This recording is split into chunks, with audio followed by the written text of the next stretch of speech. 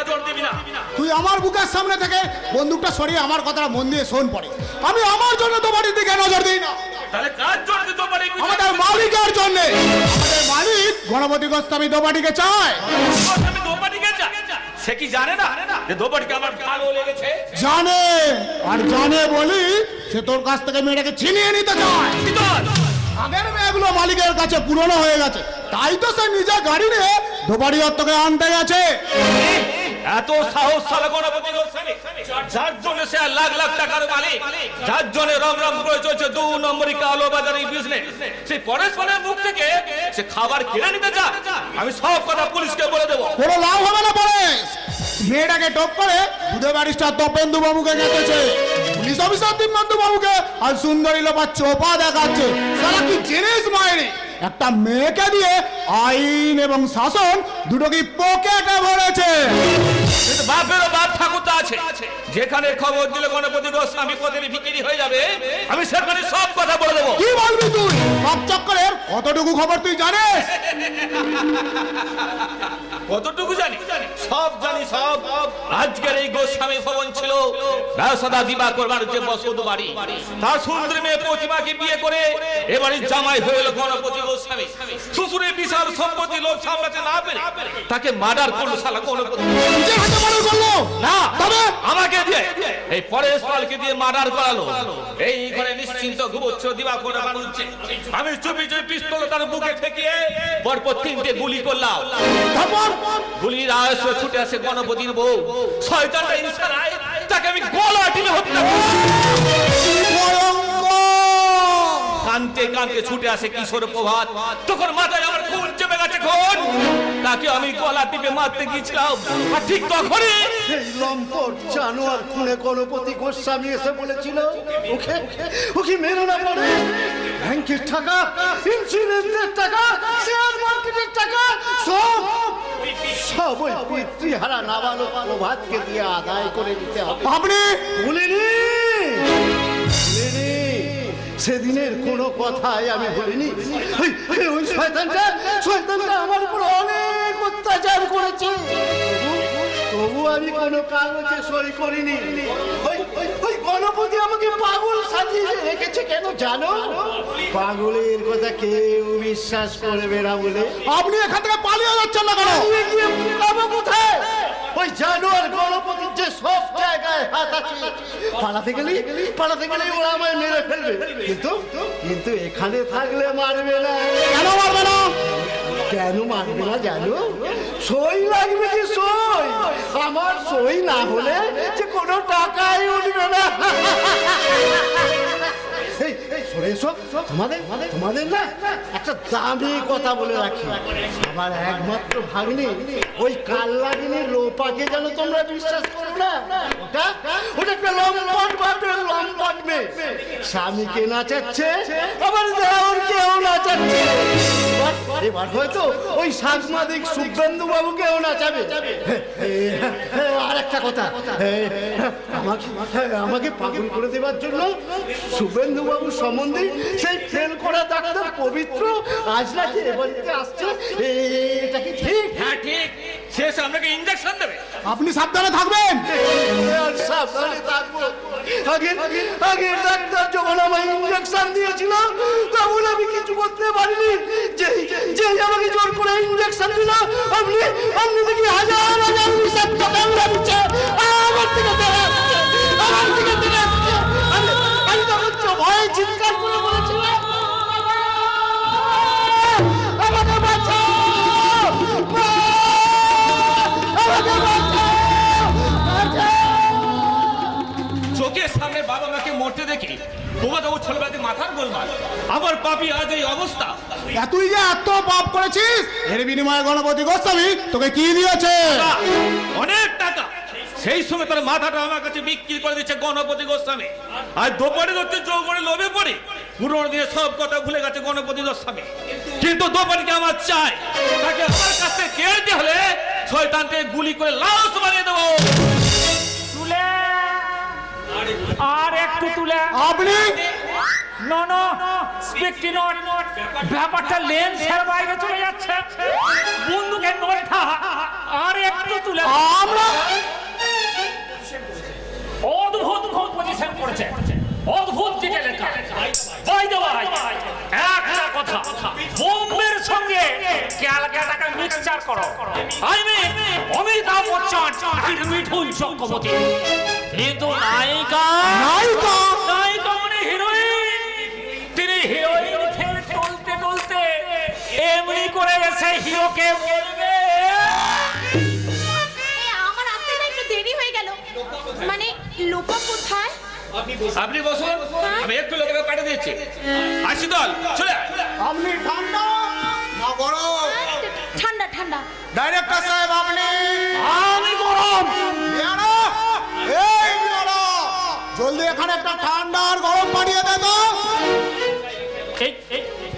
আপনি ঠান্ডা চাইলেন কেন? আমিও গরম আর আমিও গরম। আরে গরমে গরমে জমবে ভালো।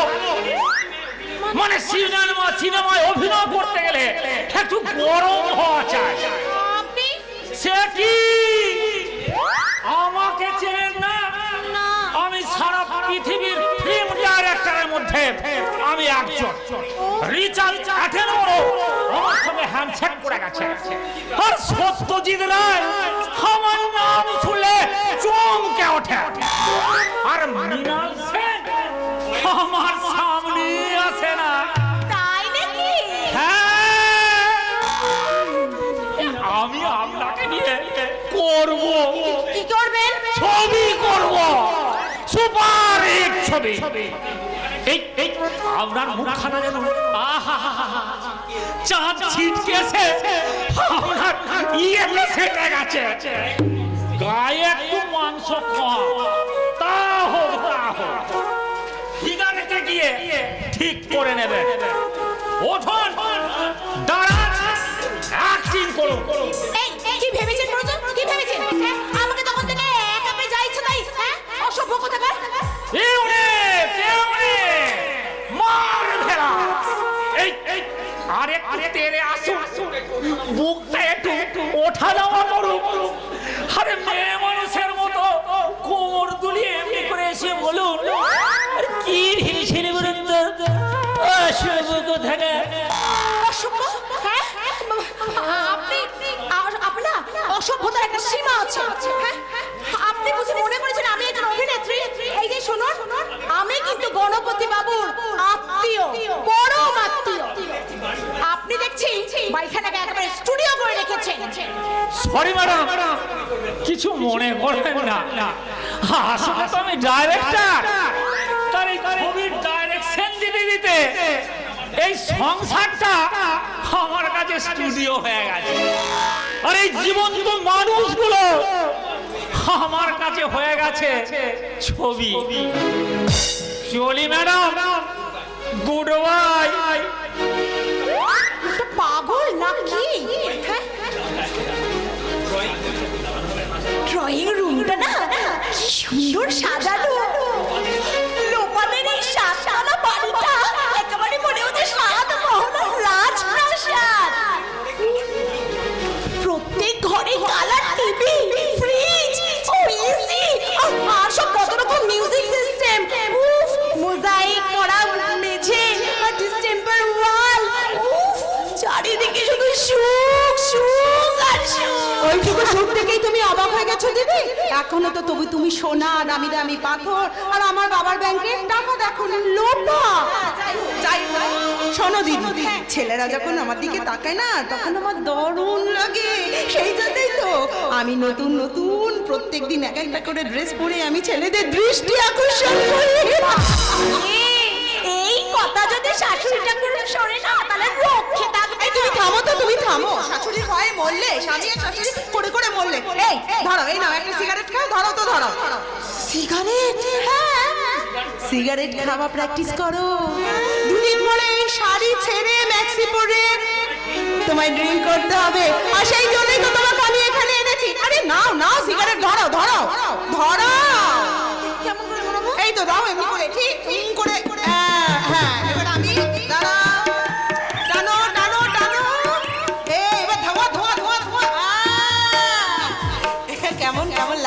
কেমন লাগছে? দারুণ লাগছে রে। এই এই শোন না, বলছি বলো, বলো। মিউজিক সিস্টেমটা চালাতে বল না রে। হ্যাঁ, চালাতে বলছি। দাঁড়াও, দাঁড়াও। থ্যাংক ইউ দিদি, থ্যাংক ইউ। এটাই তো আমি চাই। এই কে আছিস? মিউজিক সিস্টেমটা একটু চালা তো। দারুণ দারুণ। আরে দাঁড়াও, আগে মিউজিক সিস্টেমটা চালাও, তারপরে না তুমি দাঁড়াতে পারবে। এবার দেখো, আমি গান গেয়ে দিচ্ছি। লেলা মে লেলা, এই রে ও লেলা, হর কোই চাহে মুঝসে মিলনা কেলা। লেলা, ऐसे हो लैला, हर कोई चाहे मुझसे मिलना अकेला। जिसको देखूं दुनिया बुला दूं, मजनू बना दूं, ऐसी मैं लैला। आरे प्रीतम प्यारे, बंदूक लेना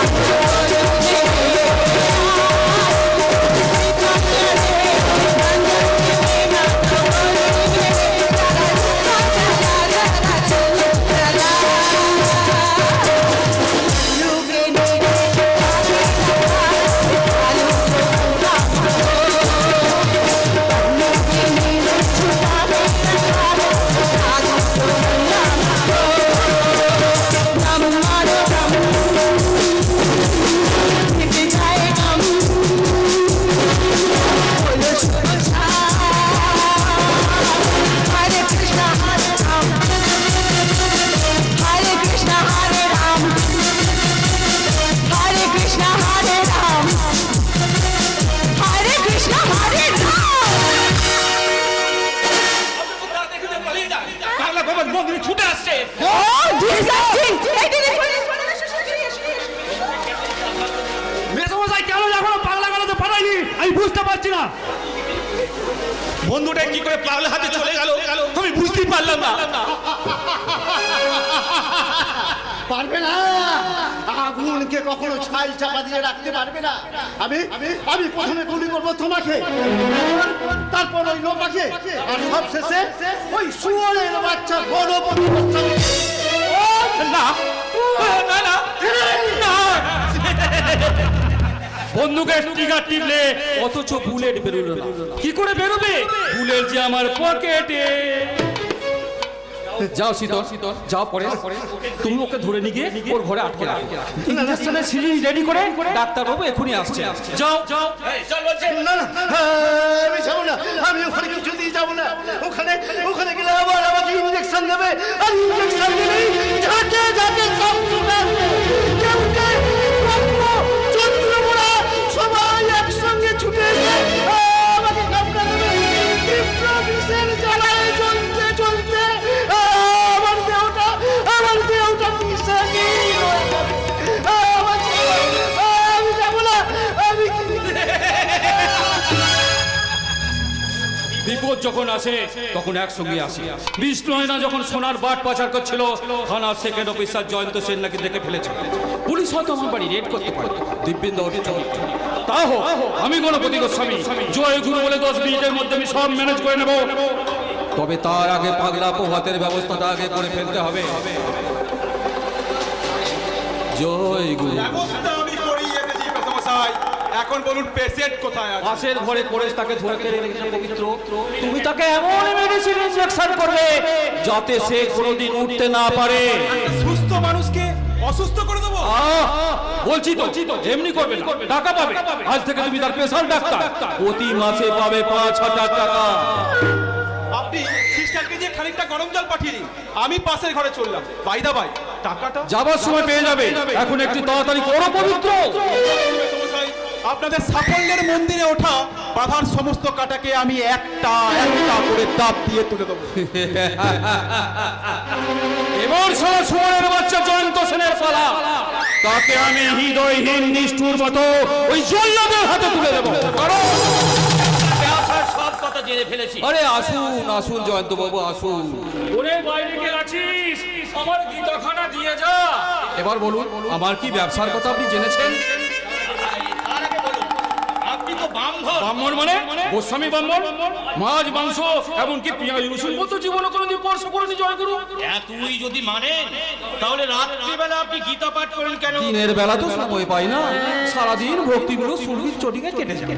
এবারে বলুন আপনি হঠাৎ আচ্ছা আপনার বাড়িতে মিস নয়না বলে কেউ থাকে? বিষ নয় না স্যার, নামটা তো আমি প্রথম শুনছি। অথচ আমি তাকে আপনার বাড়ির দরজা দিয়ে আসতে দেখেছি। তাহলে আমি আমার বাড়ির মেয়েদের ডাকি, দেখুন আপনি চিনতে পারেন কিনা।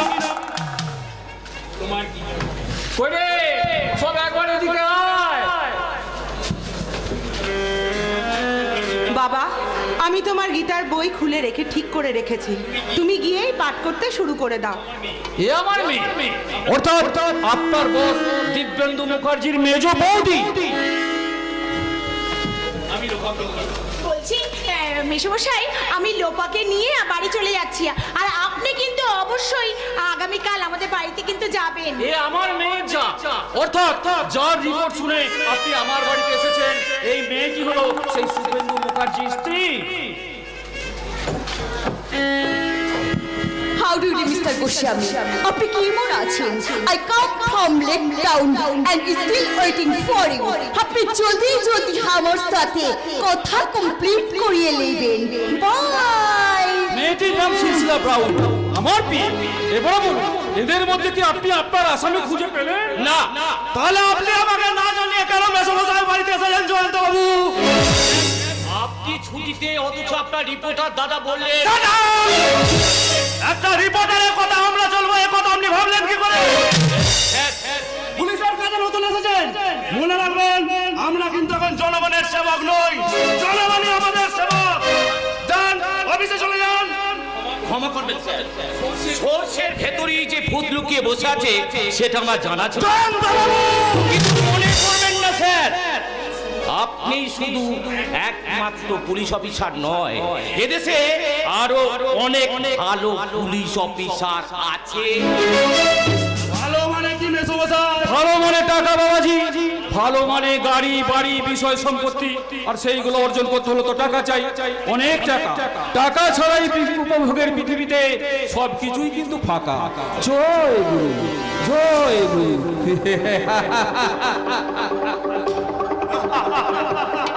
পয়সাকে পরমেশ্বর মনে করে আমি অগ্রগতির পথে এগিয়ে যাব।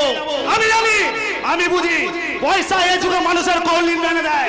এই পয়সাকে দিয়ে আমি সুখ শান্তির ভবিষ্যৎ কিনবো, আর উপভোগের জন্য কিনবো আনন্দ মধু আর যৌবনবর্তী নারী।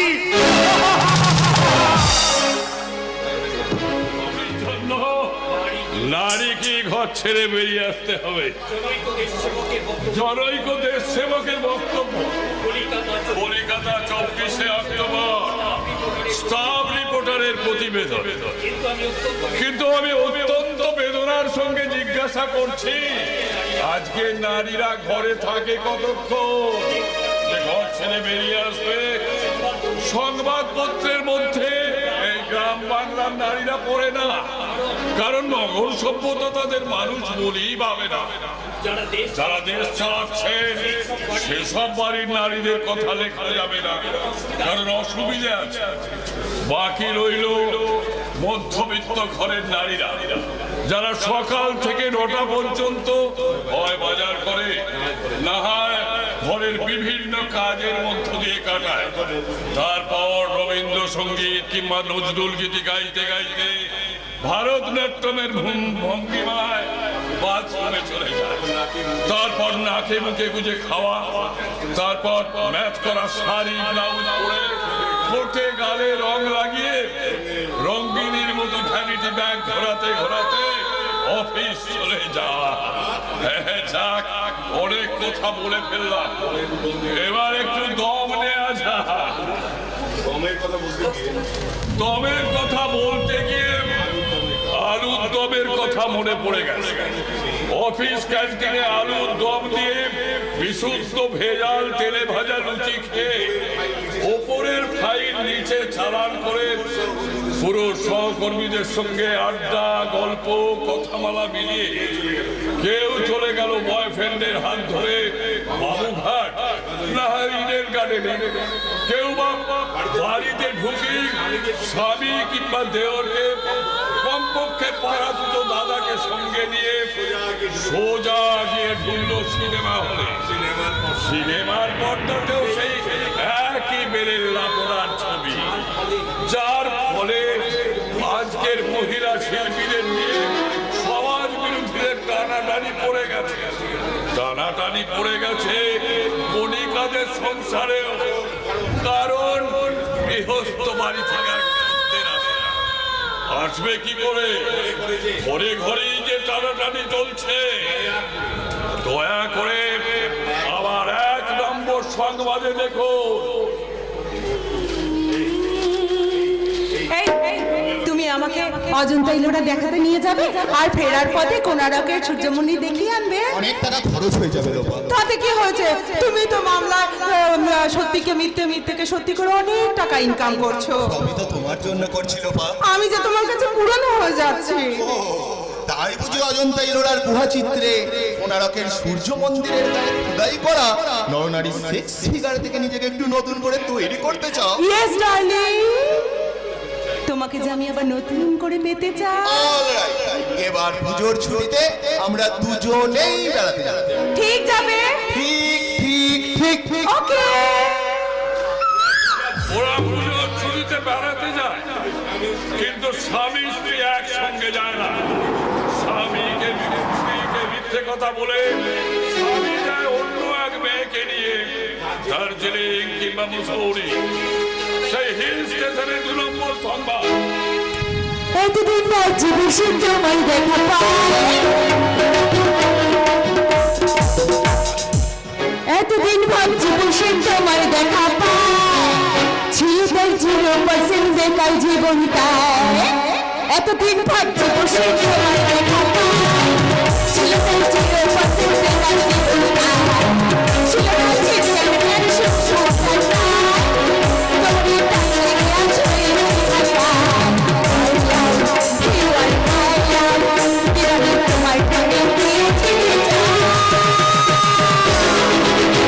It is 100% love.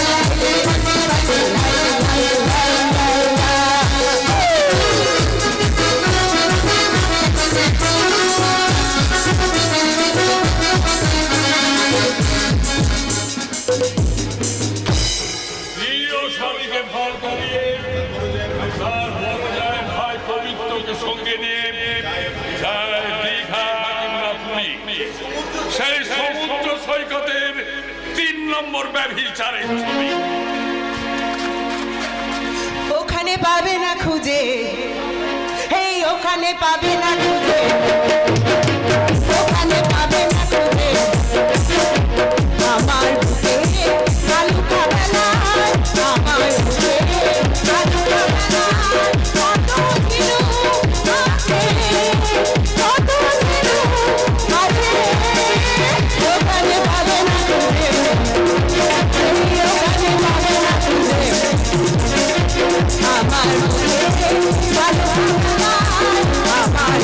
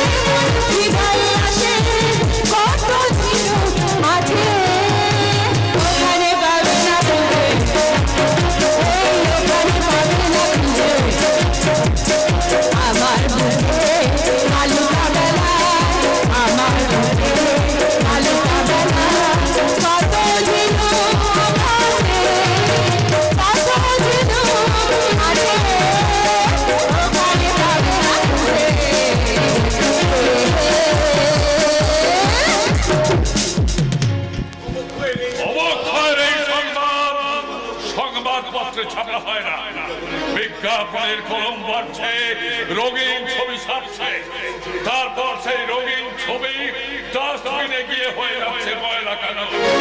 আমি সেই ময়লা কাগজ কুড়িয়ে কুড়িয়ে বাতিল বয়ে নিয়ে চলেছি। আজকের সাংবাদিক শুভেন্দু মুখার্জির সঙ্গে দেখা করতে 1937-এর সঙ্গে 1986-এর বিস্ময়কর সাক্ষাৎকার। কেমন আছো 1986? ভালো নেই 1937। কতখানি খারাপ? যতখানি খারাপ হলে মানুষের চোখে ঘুম আসে না, মানুষ হাসতে ভুলে যায়, চোখের সামনে দুর্নীতি হচ্ছে দেখেও কোনো প্রতিবাদ করতে পারে না। প্রতিবাদ করবে কি করে? সময় কোথায়? সময় আছে কিন্তু সাহস নেই। সাহস থেকেও কোনো লাভ নেই, কারণ মুখ খুললেই লাশ হয়ে যেতে হবে। অথচ 1937-এ প্রতিবাদ ছিল, 1986-তে প্রতিবাদ মারা গেছে। 1937-এ মানুষ সত্যি কথা বলতো, বিলাস ছিল না, একান্নবর্তী পরিবার ছিল, ভাই ভাইকে ভালোবাসতো, বাবা ছিল স্বর্গ, মা ছিল গরিয়সী। 1986-তে মানুষ সত্যি কথা বলতে ভুলে গেছে।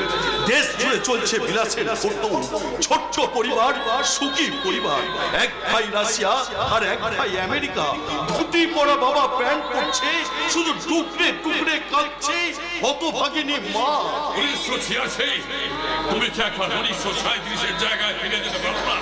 যদি পারো তো এসো, আমি 1937, 1986 জায়গায় গিয়ে সারা দেশ জুড়ে ঘুরে ঘুরে অমানবিকতা, অপসংস্কৃতি আর অবক্ষয়ের বিরুদ্ধে ভারত আন্দোলন। আমি এতক্ষণ ধরে বিগত দিনের কথা ভাবছিলাম, কেন কি হবে ভেবে, যে যার আপন আপন পথে চলছে।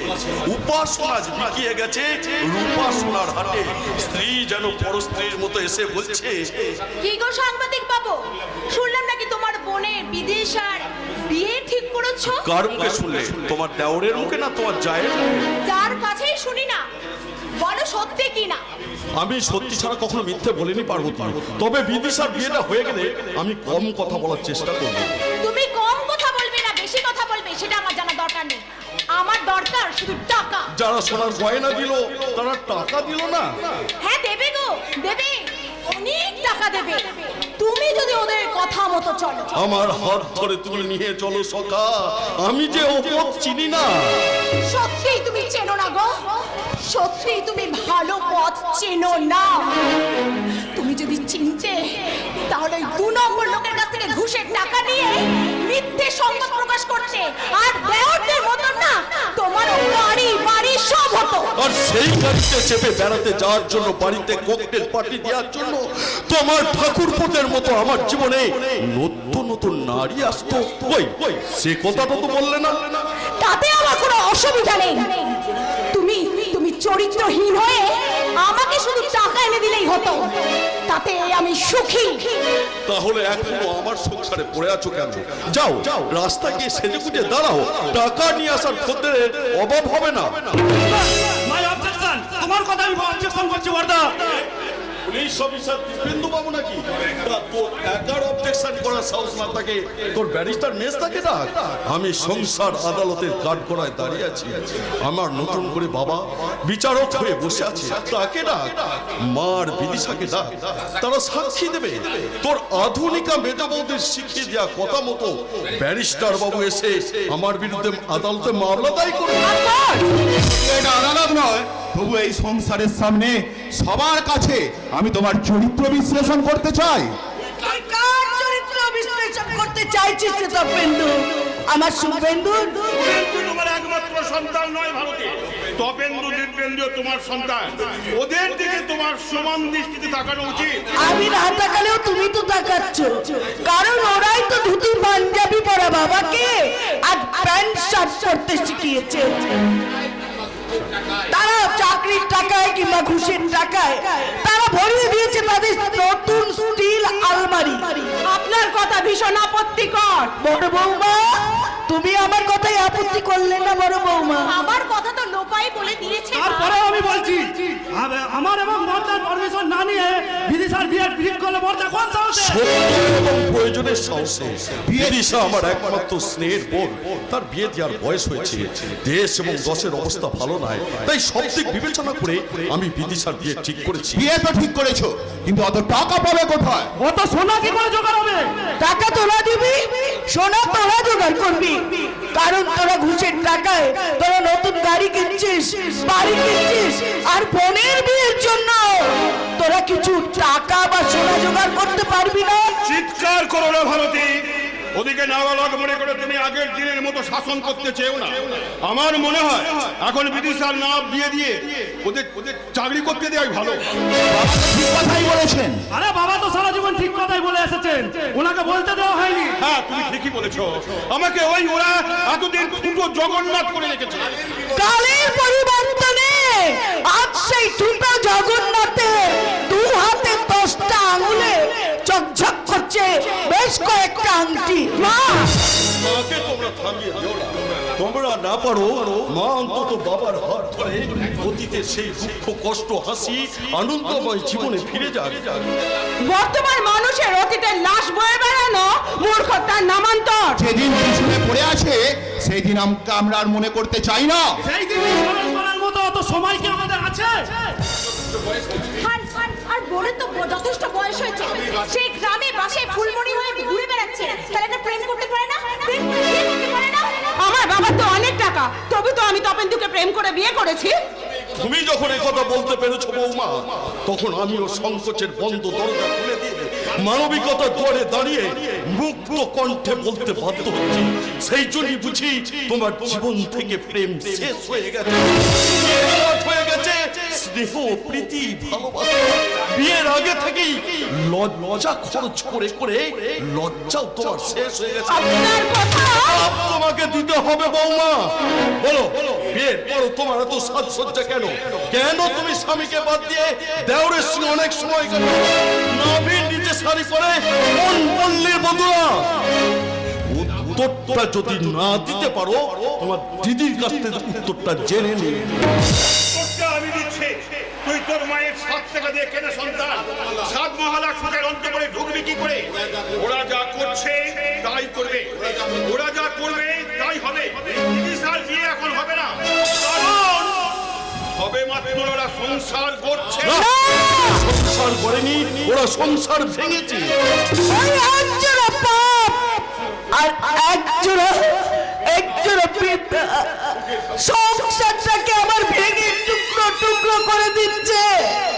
আমি আমার মেয়েকে আমি কখনো ভেঙে টুকরো টুকরো হতে দেবো না। আমি ওর বিয়ে দিতে চাই। তপেন্দু, দীপেন্দু, তোরা যদি সত্যি সত্যি আমার গর্ভে জন্মগ্রহণ করে থাকিস, যদি মনে করে থাকিস আমি তোদের মা, তাহলে আমি মা হয়ে আমার একমাত্র মেয়ের বিয়ের জন্য আমি তোদের কাছে আমি ভিক্ষে চাইছি বাবা, আঁচল পেতে ভিক্ষে চাইছি। ওরে তপেন্দু, ওরে দীপেন্দু, আমি কন্যা হয়ে পড়েছি বাবা, তোরা আমায় কিছু ভিক্ষে দে, আমাকে জায়গা কিনে বাড়ি করতে গিয়ে অনেক টাকা খরচ হয়ে গেছে, আর গাড়িটাও না কিনলে নয়। তবু যখন বলছো ঠিক আছে ঠিক আছে, আমি এই 5,000 টাকা দেবো। পুলিশ অফিসার দীপেন্দু বাবু, আপনি কি দেবেন? আপনি? আমার তো বর্দার মতো তো ইনকাম নয়, কয়েকটা কোম্পানি শেয়ার কিনেছি, ব্যাংকেও সব টাকা ঠিক। আরে ঠিক আছে, আমি 4,000 টাকা দেবো। আমার মা কাঁদতে কাঁদতে চোখে ঝাপসা দেখছে, কথা বলতে না পেরে বোবা হয়ে গেছে। আপনি আপনি কিছু সাহায্য করবেন? আপনি সর্বস্ব দিয়ে আমার একমাত্র বোন বিদিশার বিয়ে দেবে। ওরে শুভেন্দু, তোর কি আছে বাবা, তোর কি আছে?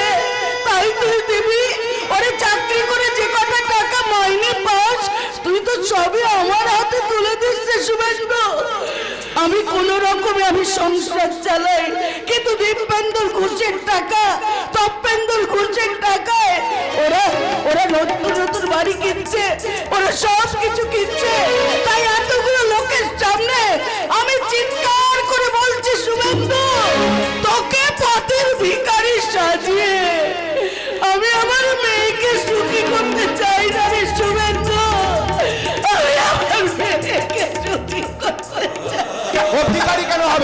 তো চোর।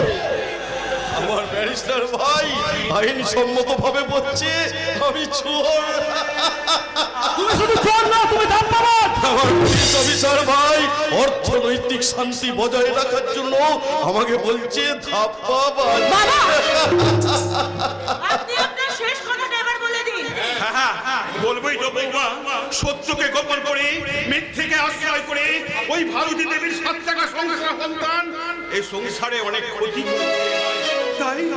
তাই এই সংসার থেকে দুভাগ করে দিয়ে বাবা আমার স্ত্রী আর মেয়েকে প্রথম ভাগে পাঠিয়ে দিয়ে আমি আমি আমি দ্বিতীয় ভাগে চলে গেলাম।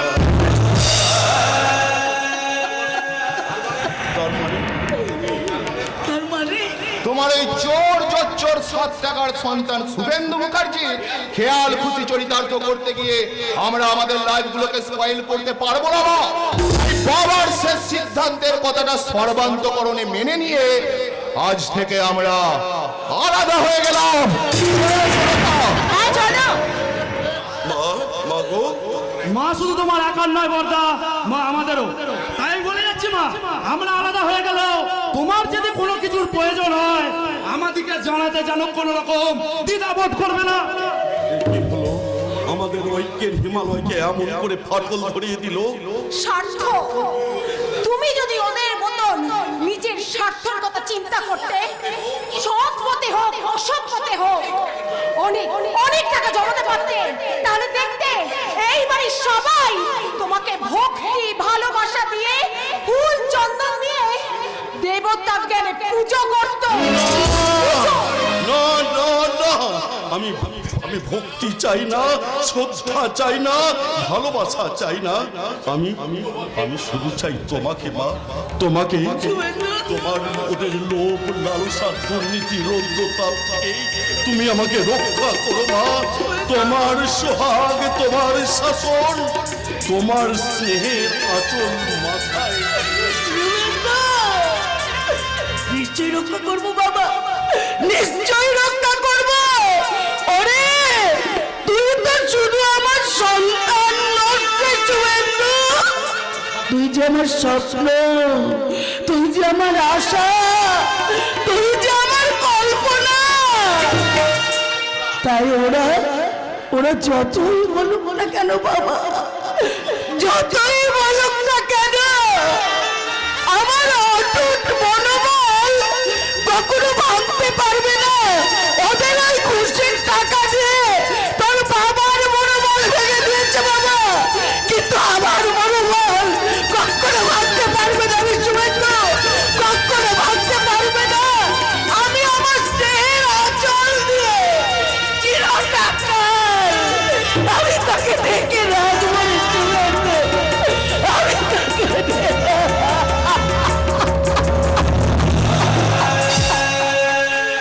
তাকে শাসনের সুচ দিয়ে, শিক্ষার সুচ দিয়ে, আত্মত্যাগের সুচ দিয়ে কেউ কি সেলাই করতে পারবে?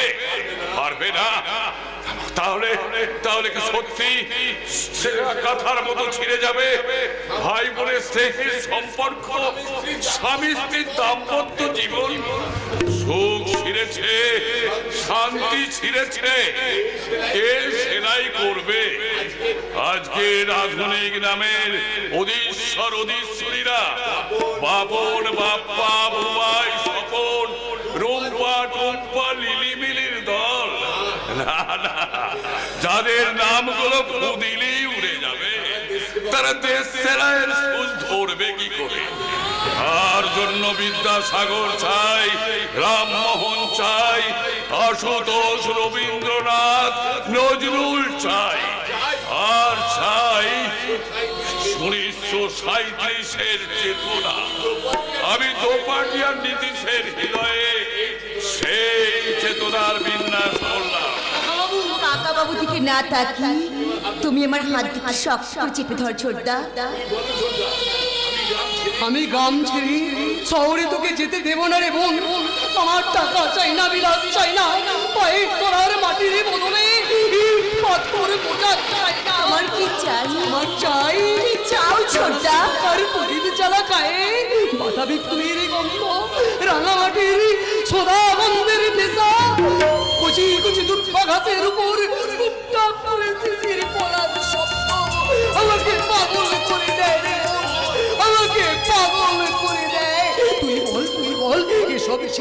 এসব ছেড়ে কালকে নিস্তান শহরে যেতে মন চায় চায় না শহরে আছে কি?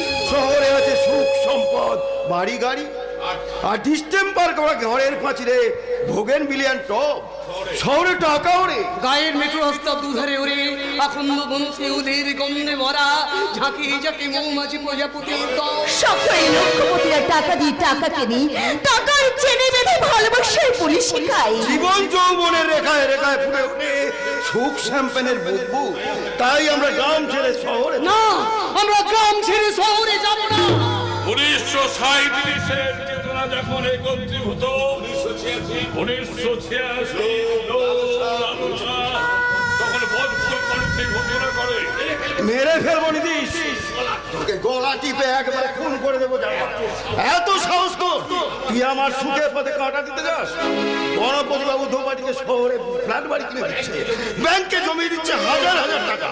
পরেশ বাবু হয়তো এখন এসে বলবে চাকরি দেওয়া হবে জগদীশ বাবু। কিসের চাকরি? আমাদের হোটেলে ম্যানেজারের চাকরি। ম্যানেজারের চাকরি? মাসে 2000 টাকার মাইনে।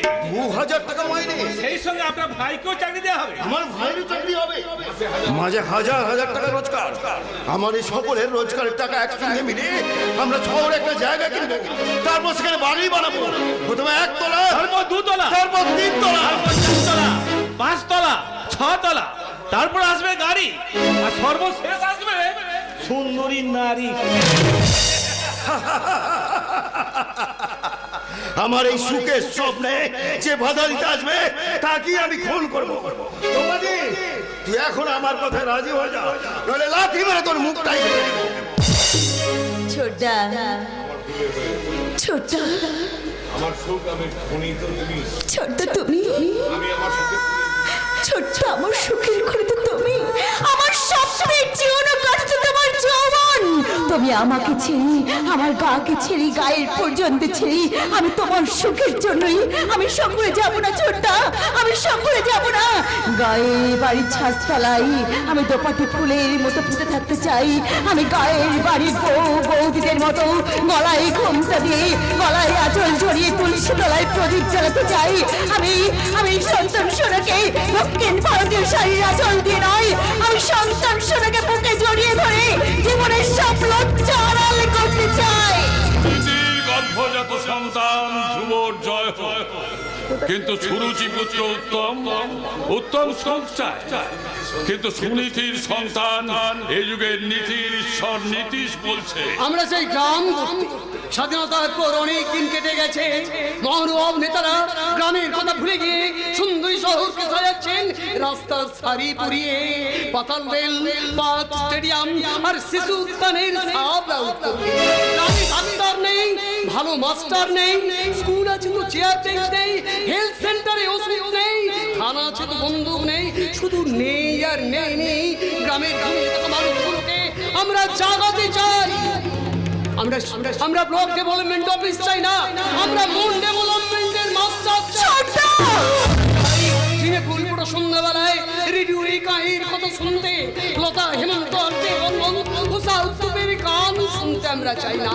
আমরা চাই কাহিনীর কথা, আমরা টেলিভিশনে দেখতে চাই অন্ধকার গ্রামের ছবি, জানতে চাই সুদখোর মহাজনদের, জানতে চাই পঞ্চায়েত কেমন করে গরু ছাগলের মতো বেঁচে আজকে গ্রামের নিরন্ন কঙ্কাল সার মানুষগুলো। গ্রাম শহরের এই টানা পড়নের সংবাদ সংগ্রহ করতে এলেন 1986 সাংবাদিক। তিনি প্রথম ছবি তুললেন, তারপর শুরু করলেন জিজ্ঞাসাবাদ। আপনারা গ্রাম ছেড়ে শহরে যাচ্ছেন কেন? আমরা গ্রাম ছেড়ে যেতে চাই না বলি আমাদের জোর করে নিয়ে যাওয়ার চেষ্টা হচ্ছে। কে জোর করে নিয়ে যাচ্ছে? কেউ নিয়ে যাচ্ছে না। 1986 সামাজিক অব্যবস্থা, রাষ্ট্র কাঠামোর ভারসাম্যহীন অর্থনীতি, দেশ সেবকদের নিন্দনীয় পক্ষপাত দোষ আজকের গ্রামের এই অসহায় মানুষগুলোকে লাথি মেরে শহরে যেতে বাধ্য। তুমি তোমার রিপোর্টে লেখো গ্রাম দিয়ে ঘেরা ভারতবর্ষ, গ্রাম ধান দিচ্ছে, প্রাণ দিচ্ছে, মান দিচ্ছে। গ্রামের মানুষ সকালে পায়খানা যাওয়ার মগ থেকে শুরু করে রাতের শোবার মশারি পর্যন্ত শহরের কাছ থেকে টাকা দিয়ে কিনছে। কিন্তু শহর গ্রামকে কি দিচ্ছে? শহরের মানবরা দেয়ালে টাঙানোর মানচিত্রে ক্যানেল কাটছে, চাষ হয়ে যাবার পর জল ছাড়ছে, হাত কয়েক রাস্তা বাড়িয়ে দিয়ে বাবু মিয়াদের বাসের পারমিট দিচ্ছে, শ্রমিককে কর্মবিমুখতার মন্ত্র দিচ্ছে। গায়ের উলঙ্গ অর্ধলঙ্গ উপবাসী মানুষ মিছিল নিয়ে যখন আসছে, শহরের শিল্পপতিদের তৈরি করা কাকতাড়ুয়ারা হজরল ভাষায় বলছে, রিলিফ দাও, মিটিংয়ে পোস্টার দাও, ভাইয়ে ভাইয়ে সংসারে সংসারে দাঙ্গা লাগিয়ে দাও। বিকাশ কথা শুনে গ্রামে থাকতে চাইছি যে জানো, তুমি এবার কার কথা শুনে শহরে যেতে চাইছো না? আমার পার্টি আমাকে শহরে আমার পার্টি আমাকে গ্রামে থাকতে বলেছে। তোর পার্টি আমি মানি না।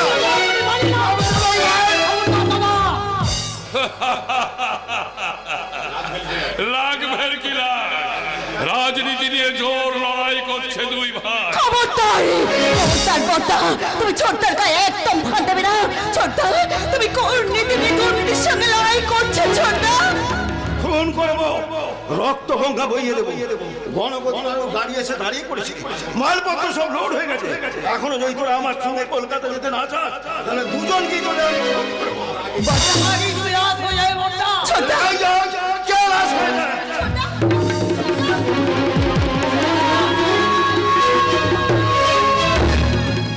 এক রাজনীতি নীতির মাথা ঘাত করে। নীতির নেতা নীতিশ আহত হয়, খবর পেয়ে ছুটে আসেন সেকেন্ড পুলিশ অফিসার। আপনাকে কিন্তু অ্যারেস্ট করে থানায় নিয়ে যাব, যে শহরে যাওয়া বন্ধ করে দেবো। একই কথা বলছো জয়ন্ত, তুমি আমাদের চেনা পুলিশ, তোমাকে আমি মোটা টাকা ঘুষ দেবো। ঘুষি মেরে আমি আপনার মুখটা পাল্টে দেবো। ঘুষ দিয়ে আপনারা রাতারাতি প্রশাসনটাকে পাল্টে ফেলেছি। এই কয়েক মাস পুলিশের চাকরি করে বুঝতে পেরেছি, পুলিশের থেকে বেশি শত্রু এই পাবলিক। পাবলিকের নামে দোষ দেবেন না জয়ন্ত বাবু। পাবলিক ভীষণ পবিত্র এবং কর্তব্যপরায়ণ, ওরা পুলিশের কষ্ট বোঝে। তাই চালানা থেকে শুরু করে 4 লাখ টাকা পর্যন্ত পুলিশকে সাহায্য করে। এই নিন স্যার, আমি আপনাকে 4000 দিলাম। লোভের পুকুরে চক্রান্তে 4 দেওয়া হয়ে গেল। এবার প্রত্যাশার মাছ বুড়বুড়ি কাটতে কাটতে ছুটে আসবে, তারপর ছলনার বর্ষিতে গেথে নিজেদের মরণ নিজেরাই আনবে। পুলিশের চাকরি করবে, অথচ ঘুষ নেবে না। ঘুষ না নিলে তোমাকে কি শ্রদ্ধা করে? না, করে না। পুলিশ মাত্রই যেন এ সমাজে ঘৃণার পাত্র।